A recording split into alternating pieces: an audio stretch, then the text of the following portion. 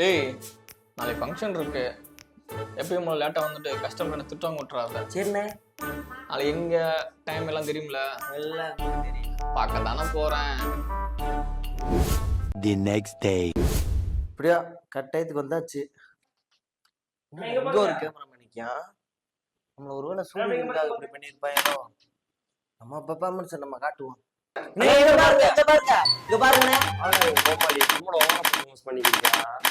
Hello hello அண்ணா சொல்லுங்கண்ணா.